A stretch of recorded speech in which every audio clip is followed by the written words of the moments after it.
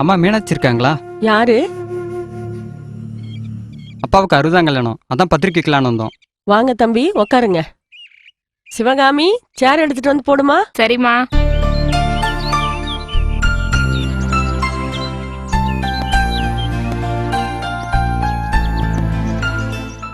அம்மா மீனாட்சி எங்க போயிட்டாங்கம்மா? வேலைக்கு போயிருக்கா, வர்ற நேரம்தான். அம்மா நான் போய் அக்காவை அழைச்சிட்டு வந்துடுறேன்.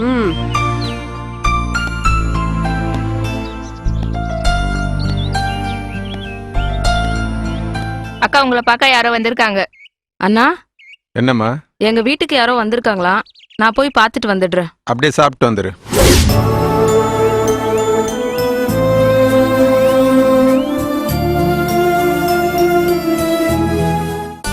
நல்லா இருக்கீங்களா கதிர்?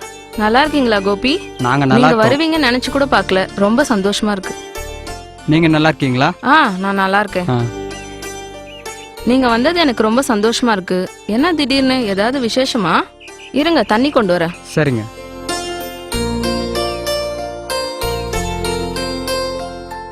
இந்தாங்க.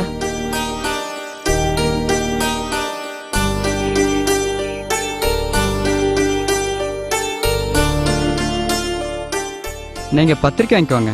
யாருக்கு கல்யாணம்?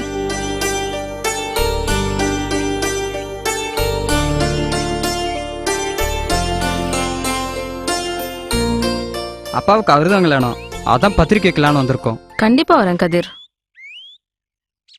நம்ம கூட படிச்சவங்க எல்லாருக்குமே கல்யாணம் ஆயிடுச்சு. உங்க கல்யாணம் எப்போ சொல்லுவீங்களா கல்யாணத்துக்கு? ஏன் யாருங்க? உடம்பு சரியில்லாத எங்க அம்மா, எப்பயும் குடிச்சிட்டு விழுந்து கிடக்குற எங்க அப்பா, வயசுக்கு வந்த 2 தங்கச்சி, படிச்சுட்டு நல்லா வேலைக்கு போகணுன்ற தம்பி, இவங்களெல்லாம் விட்டுட்டு நான் எப்படி கல்யாணம் பண்ணிக்க முடியும்? என் மாதிரி ஏழைங்களுக்கெல்லாம் இதான் நிலைமையா? என்ன மாதிரி பொண்ணுங்களுக்கெல்லாம் எப்போ கல்யாணம் நடக்கும்?